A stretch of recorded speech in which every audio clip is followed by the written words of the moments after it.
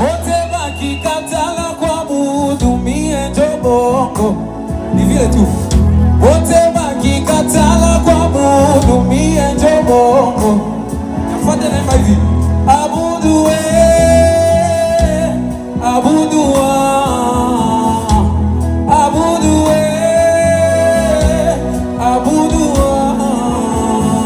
Wote wakikatala kuabudu mie ndio bongo. Wote wakikatala nikusikie.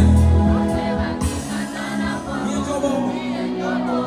Sia kusikia wote wakikatala.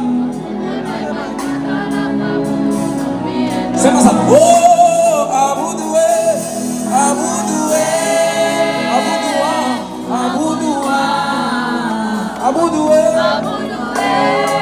abudu wa. Sema mkono wote wakikatala fanye. Mie ndio bongo. Wote wakikatala. Mie ndio bongo. Tunapanda sasa kwa mwasema abudu we, abudu we, abudu wa. Usichoke abudu Yesu we. Usichoke abudu Yesu we. Sema kukuza kukuza kukuza kukuza yeye. Kukuza yeye. Sema wote wakikatala, wote wakikatala kwa.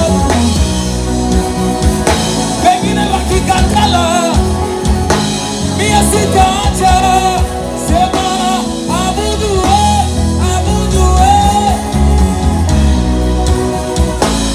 abudu kwa roho, abudu kwa roho.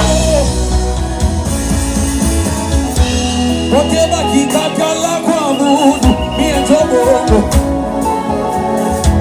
Wote wakikatala kuita jina la Yesu mie ndio bongo. Wote wakikatala kuimba sifa za Yesu mie ndio bongo. Pengine wakikatala kumushangilia mie ndio bongo, mie ndio bongo. Pengine wakikatala kupiga makofi kwa ajili ya Yesu mie ndio bongo, mie ndio bongo. Pengine wakikatala kupiga makofi kwa ajili ya Yesu.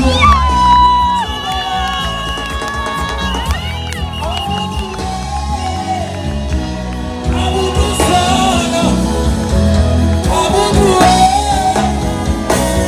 abudu sana. Biblia inasema sana mbinguni ndio kiti cha Yesu. Na duniani ndio pahali pa kutia miguu. Asema mbinguni Mungu anakaa mbinguni. Na duniani ndio kwenye anatia miguu yake. Lakini tena nikajiuliza, mbona Biblia inasema aseme Yesu anakaa ndani